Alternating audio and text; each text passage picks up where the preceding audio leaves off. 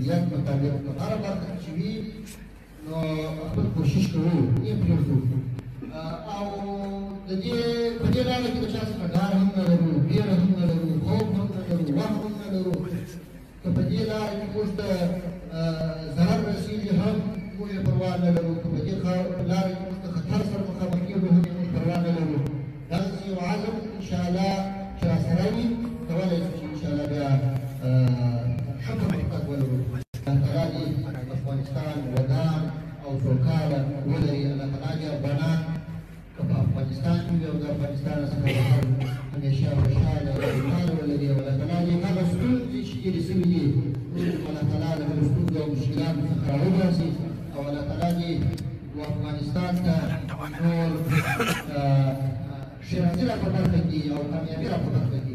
ستاسو څخه ډېره مننه وخت مو ستاسو ولیدلی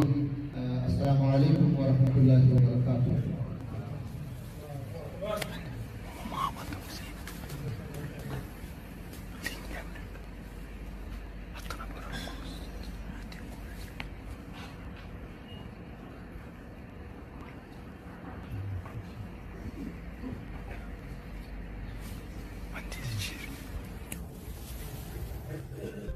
د ملي دفاع وزیر د قطر له لومړي وزیر سره کتلي دي.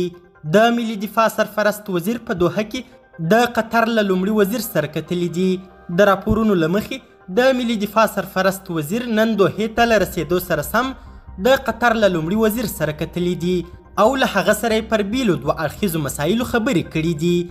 د ملي دفاع سرپرست وزیر مولوي محمد یعقوب تېره ورځ ناوخته په یوه 2 ورځني رسمي سفر دوحې ته تللی دی او هلته به د دغه هیواد له چارواکو سره پر مهمو 2 اړخیزو مسایلو خبرې کوي.